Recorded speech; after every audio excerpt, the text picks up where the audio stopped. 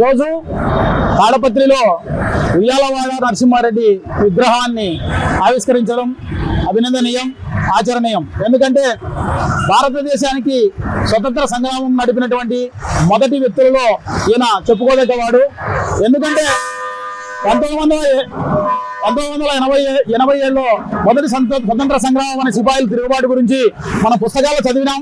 కానీ అంతకంటే ముందే 1840 చిల్లరలోనే ఉయ్యాలవాడ నరసింహారెడ్డి గారి ఆధ్వర్యంలో భారీగా సిపాయిల మీద పోరాటం అయితే కావచ్చు, ఆంగ్లేయులను గడగడలాడించినటువంటి చరిత్ర ఉన్నటువంటి ఉయ్యాలవాడ నరసింహారెడ్డికి మన దేశ చరిత్రలో తగిన ప్రాధాన్యత లేదని చెప్పేసి ఈరోజు దక్షిణ భారతదేశంలోనే చెప్పుకోదగ్గ వీరుడు ఉయ్యాలవాడ నరసింహారెడ్డి మన రాయలసీమ ప్రాంతాల్లో పుట్టడం, అదే భరతమాత ముద్దుబిడ్డగా ఈరోజు అన్ని ప్రాంతాల్లో కూడా ఆ యొక్క ఉయ్యాలవాడ నరసింహారెడ్డి విగ్రహాన్ని ఆవిష్కరిస్తున్నారంటే ఈరోజు మన భారతదేశం గర్వించదగ్గ విషయం.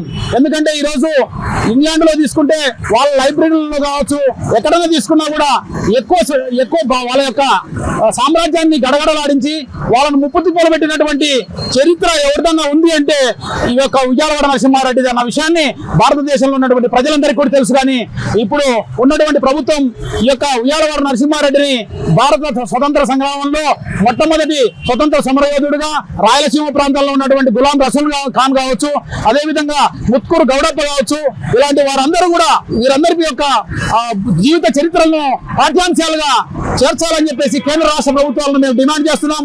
కేవలం అప్పట్లో భారీ ఎత్తున పోరాటాలు చేసినటువంటి వారిలో ఒక హంపన్న వారి యొక్క చరిత్ర మాత్రమే పాఠ్యాంశాల్లో ఉంది. కానీ ముత్కూరు గౌడప్ప విషయం కావచ్చు, గులాం రసూల్ ఖాన్ కావచ్చు, అదేవిధంగా ఉయ్యాలవాడ నరసింహారెడ్డి కావచ్చు, దాతు గర్వను ఎదుర్కొన్నటువంటి, అదేవిధంగా కలియుగ దానకర్ణుడిగా పేరున్నటువంటి బుడ్డ వెంగళరెడ్డి గారి చరిత్ర కూడా ఈ రోజు ఎక్కడ కూడా పాఠ్యాంశాలలో లేదు.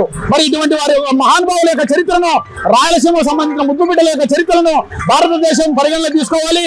కాబట్టి కేంద్ర రాష్ట్ర ప్రభుత్వాలు యొక్క పిల్లలకు తెలియాలంటే ఈ యొక్క విషయాలన్నింటినీ కూడా పాఠ్యాంశాలలో చేర్చాలని చెప్పేసి కూడా మేము రాయలసీమ ఉద్యమకారులుగా డిమాండ్ చేస్తున్నాం, సవినయంగా కూడా విన్నవించుకుంటున్నాం. జై రాయలసీమ. నా పేరు తిప్పిరెడ్డి నాగార్జున రెడ్డి, రాయలసీమ యునైటెడ్ ఫోర్స్ రాష్ట్ర అధ్యక్షుడిని.